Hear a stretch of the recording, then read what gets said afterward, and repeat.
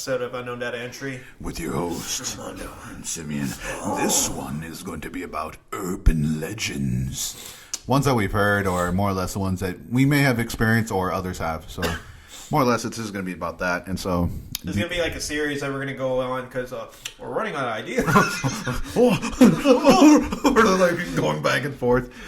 Did you tell the one with that high school mentality? Yeah, bro, part 97. Part 97 of why you need to get rid of these fools. And they're like, you know what? We just need to make friends that are like them and not you. We're like, oh, wow. Wow, bro. So I'm impressed. Anyways. But more or less, do you want me to go first or you? It doesn't matter. All right. This one is going to be about... This one is an experience from Mexico. It's from my father. And it's talking about the hellhound. And this one is like... He was very young. He grew up not too far from... I think it's from the El Paso border. Uh-huh. It was not... It was kind of like near there. And... Well, the El Paso, Texas, because he lived in Mexico. And so... He said that when he was younger, you could go off on your own, when you're little and all that. And so his father would always give him a couple of bucks or pesos or whatever, to go get beer. And when there was no drinking age or not drinking age or whatever. You could just go get it. And so he went to go get the beer and all that. And so he comes back, and then he was living at his grandmother's house at the time. And her grandma's house was like a villa. It had like little connections to it. And it was a big gated community. It was probably like an acre of land. That's about it, I want to say. And it was secured by a brick wall, but with like metal fencing. And she would always tell my dad never to go out at night. Or don't let any dogs in. That's what she would tell him. Don't let any dogs in. Like wild dogs? Like wild dogs. No, the playful dogs, the ones that are... What she's talking about. She's perfectly saying that ones that kind of look like, what do they call it? The Zelo. Let's what the next? Cholos? Those Cholos. Cholo dogs? Those Cholo, they're kind of like hairless and they kind of look like hounds. Yeah. And she would tell him that. And this was when he was around, I want to say 9 or 10.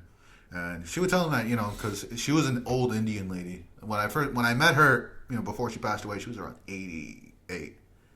She was still alive.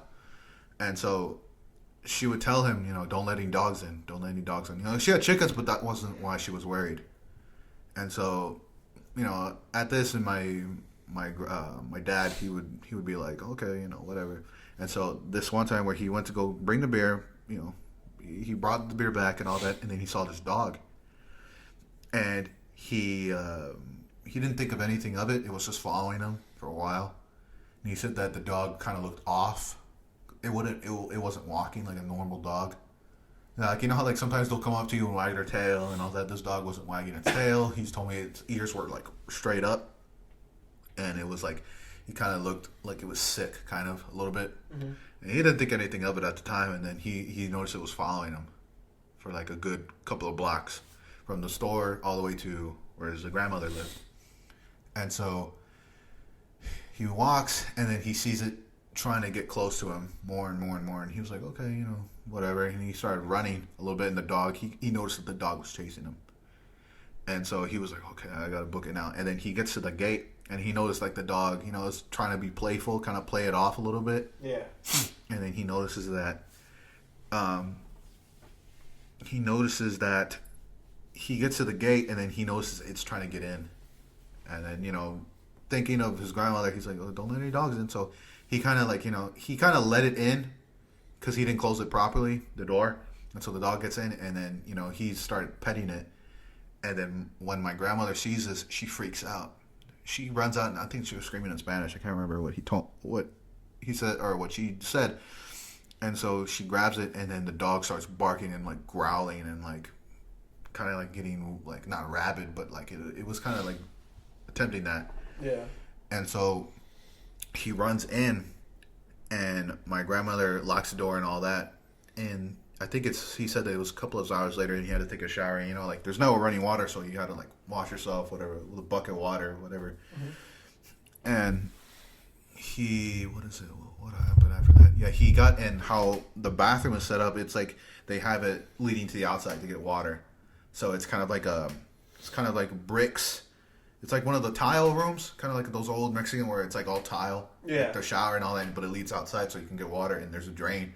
And so he goes out and he grabs the water, and then right as he closes the door, he sees the dog right outside the fucking door. And then, like he said, it was fine until it started talking in Spanish. And he said it said like weird shit. Like it was like shit that probably didn't make sense at the time. And he said like it was like in a real deep, groggly Mexican voice, talking in Spanish. So I mean, he kind of felt like he was like not seeing a dog with something else. And the you know how like when you shine a light into a dog's eyes or a cat's eyes and it reflects the little reflectors. Yeah, he saw that. Dogs have that too. Yeah, so when he saw that, but it was kind of like an orange tint, like a reddish. And so he was looking at it for the longest time until his grandmother called him. And then he locked the door and he just ran back into the little house. Yeah. And after that, he never saw that dog again. It was just for that one time where that dog started talking in Spanish. What the fuck? Yeah. I know, this was like way back. I know this is like during late 60s, I think. Fucking 1800. Yeah, basically. Yeah, it was like early or late 60s, 1960s. So yeah, he told me about that. I freaked out when he first told me. I was like, what the fuck? Yeah. More or less, like, whenever I hear of hellhounds, I think of that. You know? Yeah. Shit that you can't really explain. Some, like, black dogs that are, like, kind of like mange. You know? The ones that kind of look like those Cholo, whatever it is. Yeah. And, you know, pointy ears. I think of that when I think of the hellhounds. And it's something like, you know, it's pretty much in every type of continent, every type of country. Yeah. They have their own rendition, or they've all hellhound. They have their own experience. So the black shook or whatever that's called. That's the equivalents to the hellhound, but in like Great Britain, the UK, the black shook or some shit like that. Yeah, it's like a black evil dog that has glowing red eyes. So I'll tell my story. Well, it's not really my story. It's just like a story I heard from an old friend. Is that the one your childhood friends? Well, I think childhood friend. I think you told me about this one. Yeah, we're no longer friends anymore. I don't even know if that person, you know, is even living here in Texas anymore. But yeah, I remember he told me a story too, like with his dad, and his dad came from Mexico, and how there's this. It's essentially a witch. That's what it is. It's a witch. This is the lechuza. La lechuza, yeah. La lechuza. La lechuza. And it's the owl witch. The owl witch. The owl witch. And I fucking can't stand owls. Like, oh, I know. Yeah, you had that.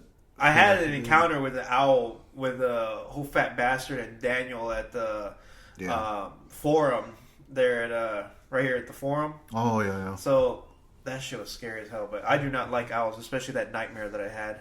Yeah. But so he told me the story on how his dad was like, you know, he's a little bit younger than us. Yeah. Like in his like 19 or like 20. Early 20s. Early 20s, basically. Late teens or whatever. Late teens, early 20, like early 20. And his dad, you know, had like a side business going, you know, had like a house in Mexico and shit. Yeah. And how the way he was telling me the story was like his dad told him, he told him this, like, if you ever hear whistling in the middle of the night, if you hear whistling, don't whistle back. Yeah. And of course he's like, well, why not? And so then that's when he goes into the story about the La Lechuza and how he experienced, and this thing like was torturing and like outside his home with his uncle. Just for you reminding me of that, I have another story, and it's similar to that. It was La Llorona. And I totally forgot about this one because my dad mentioned it when we were sitting out in the backyard. Yeah.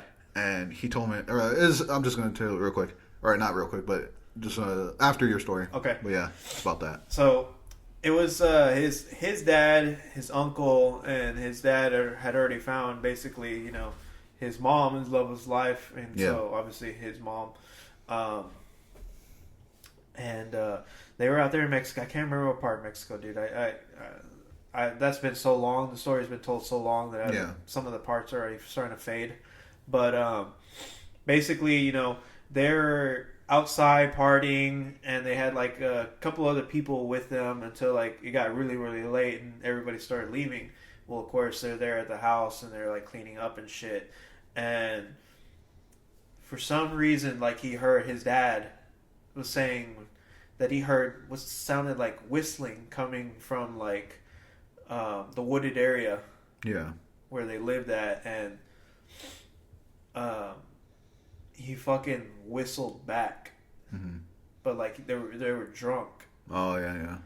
And they heard like a screech that came along with the whistle after that, and his dad and all of them freaked the fuck out and ran inside and locked everything. And he said like his dad said that the La Lechuza was outside the house trying to get in, trying to get them. And because that's what that witch does, tries to kill you and shit. Yeah. And it was just one of those deals where the last thing, if I remember this part of the story correctly, it's been so long, dude, like so long, I'd have to have him tell me the story again. But all I remember from the last part of it, because this is where it got freaky as shit, in like, because he's telling the story, right? And then after that, like some real deal shit happened to us. Because it's like almost we were like inviting the fucking the witch itself out there in the old neighborhood where I used to live way the hell over here.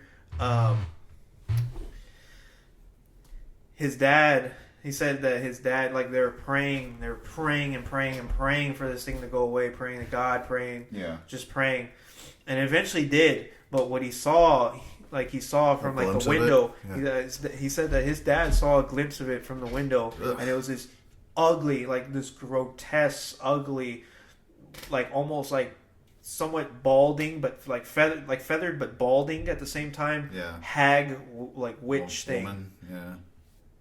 It had like the face of like a haggard, almost like a haggard old lady, but like still elongated, like to where it looks like an animal. Yeah. And it flew off in wings, and it like stared at him while it looked down, and then took off. Yeah. He said they didn't leave the house that day.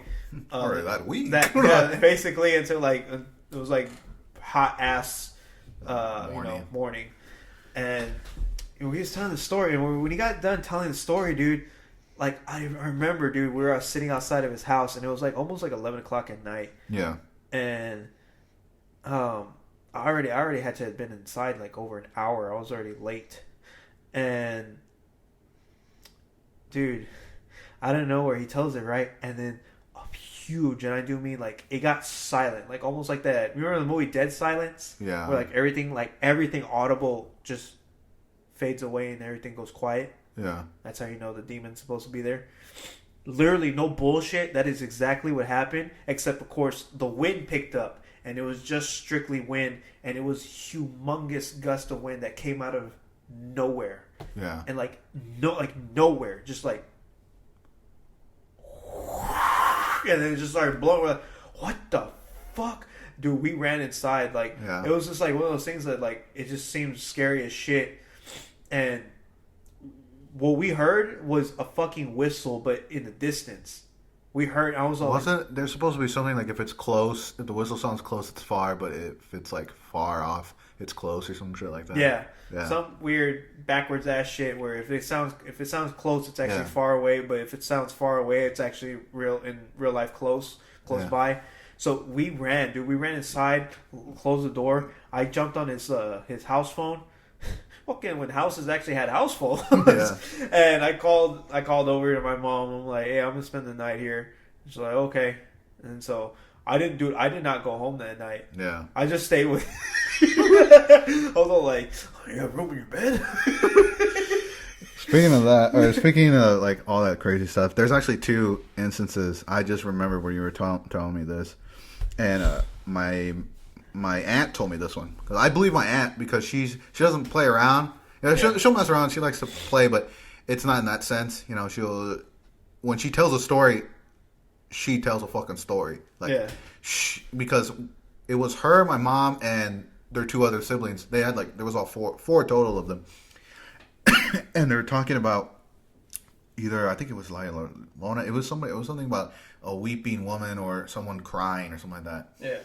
And they said the way like on the south side, how like the houses are like real close together, but there'll be alleyways that are like almost like 20 feet like wide and like 100 feet down. Yeah. Like it goes all the way for like nothing. And it's so creepy back there. Yeah. They said they were playing in the backyard, and then it was getting dark. I know my aunt was telling me this, and then she goes, and then all we heard was. Oh shit! Like, fucking Harold, huh? He started. Oh no! You jump out the window. Dude, I jumped right now at that fucking alarm. Like, I hate these alarms. Dude, yeah. So you freak out. Oh! What was it? Take out the trash. Oh, okay. I gotta take out the trash. But yeah, all they heard during that part, all they heard was like a kind of like a like when a person cries, it's kind of like that, and then it led into like a cry in the distance, and all four of them were like they turned around, they were looking, and then they I think it was my Uncle Tony, the one I told you about. Yeah. This is before all that shit happened to him, and he got sick, and he went up to the gate. So the gate's like that, and then it's the alleyway, and you can look both down, and everything is covered by trees, so it's more darker in the alley. And so they were in there, and then he said that he saw a woman kind of huddled like this and like doing it, then crying, and then he kind of backed up a bit, and then all his three sisters, my mother, my aunt, and my other aunt, all looked over, and then that's when she kind of just like got up like that, kind of dead like. Yeah. Limbs down and all that. And she had like black hair and like a gown. Oh, so like how the way the horror movies. Like how they said that's how she got up. And they said that how she kind of looked pale, not palish, but like kind of like gray. And and that's when all four of them just booked it into the house. And how their house is set up, it's like a stupid small house. And like their yard takes up literally their house or their land takes up 90%. Their yard, they're basically the property takes up 90%, and the house only takes up 10. And so they booked it, and this house has so many windows, so you can literally see from this side, that side, the back. Yeah. And they said that they closed the door and all that, and then that night they said that their back room was all of their rooms. Like all of them had to share a room, so they closed out the blinds. But right when I think it was my mother, she was about to close down the blinds, she saw a woman like almost close, like almost like 25 feet away, and she was like, you could hear her like trying to cry and all that, and just kind of like weeping and all that. And they said it like all of them like their hairs stood up, like like that chills. Yeah. And that's when she closed the window, and then they told my grandma, and my grandma didn't believe them or anything, and she told Grandpa. He went outside to look, and there was nothing. And he was like, oh, just whatever. He knew of the stories, but he didn't believe them. It was that instance, and then a second one where this is about my granddad. My granddad told me this one, and because my grandfather, he never told stories or anything like that. Mm-hmm. So when I had purposely asked him if he knew any, he just looked at me like, what have you done? But he told me. He told me like this was way back when he first purchased the property. This was in fuck. It's like on the south side, but all the way down. Natalia. All the way down there. It's like way down there. It's like almost like 40 miles down. Natalia, Texas. That's where they're at. And so they have a property out there, big ranch area, but I think they have like 3 or 4 acres or something like that. Mm-hmm. So it's it's big, and they trim down trees now. It's like it actually looks nice. And so they said, but when they first purchased the property, it was nothing but forest and like creepy freaking branches hanging over, shit like that, wild animals, stuff, shit like that. And so they purchased the property, and he told me that. Yeah, I think it was in the early 80s. I think they purchased that home. Early 80s, I want to say. And so he said that he would hear a woman, either I think it was a woman whistling or a woman crying. Like it was like that, like he would hear it. Yeah. And he would be like, "What the hell is that?" And he would look around because my grandfather, he has a gun, and so he would just look at, because he had to fight off coyotes because they would just come to his property, and so he had his gun ready, and then he looked around and he started not whistling back, but he was trying to find his cat, and he said that when he found the cat, he was like torn up. It was like not by no dog, it was skinned. What the fuck? Yeah. And he was like, "What the hell did this to his cat?" And he had a bunch of them, but he was looking for that particular one and all that. And so he was like, "What the fuck?" And then he looked around and like he started seeing witch symbols and all that shit on trees, in blood, whatever. Yeah. And then he backed up away and he looked around, and then he started seeing some witch symbols and like those charms made of like horse shit and like bones and all that creepy shit. Yeah. And so he goes back to his house, and then he notices a blood trail leading around, and then he looks around and he didn't see anything. And then he said that he goes back into the house because his house is a 2-story, and so he goes up into the 2nd story, and he's just there, and I guess he went back to work or whatever, trying to get shit ready because he's always had construction up on the 2nd floor. And so he said when the window was open, or not the window was open, but he could look through the window, and he saw a woman kind of just like walking across his yard, like a really old woman, and she was like spreading some bullshit around, and then all of a sudden when she got out of plain of sight, and then he heard a cry again, like a kind of like a whistle, like, and then like he started crying, yeah, and he was like, "What the fuck?" And then he goes downstairs again. And then he notices doors open. And my grandma's not there at the time. I think she went somewhere. I think she went back to Mexico to visit her mother before she passed away. And so he was there by himself, and he was like looking around. He told me that he said he didn't sleep that night, and he looked out his entire house, and nothing was out of place, nothing. And then he locks the door again. And then he started noticing that there was like little knocks on the door every once in a while. There would be like that, and he would be like, "What the fuck? And we're closed." I know he was doing that, and then all of a sudden he was doing that, and he said it lasted almost like maybe an hour. Not the continuous knock, but every once in a while, the whole knocking period. Yeah, it was like that. It was just that. And he would open the door, nothing. Open the door, nothing. And so I think that he said the last thing. That device hasn't been set up yet. You can do that in the Google Home app. The fuck? The demons are here. Demons are here. Oh shit! But after that, he said that the last encounter or last thing he heard was, he said that he started finding coyotes and birds, like strung up on trees, like like those charms, all that voodoo and whatever it is. Yeah. And he was like, "What the hell is going on?" And so he kind of like took them all down and all that, and then he started placing up wiring, throughout his whole property. He didn't have a problem after that. Overall, I guess it was some freaky shit. I know he told me that the stuff that he would find, like blood trails and like footprints. That's how he would find footprints. He was finding, but these were barefoot. Like barefoot, but they didn't leave no kind of like print, like everyone has their own little whatever crease and whatever. This person wasn't leaving that, and so he was like, "What the fuck?" And so he kept looking, nothing, dude. So overall, those are just like some of the urban creepy legends that me and you both know. Mostly like the Lechuza, or what was it, the La Llorona, Hellhounds. Yeah. It's creepy shit, but when you first experience it. But when you're hearing it from others, you're like kind of like thinking, you're like looking over your shoulders. Yeah, so more or less we'll probably have like a part 2 or whatever for urban. For this one, it's going to be a little bit more.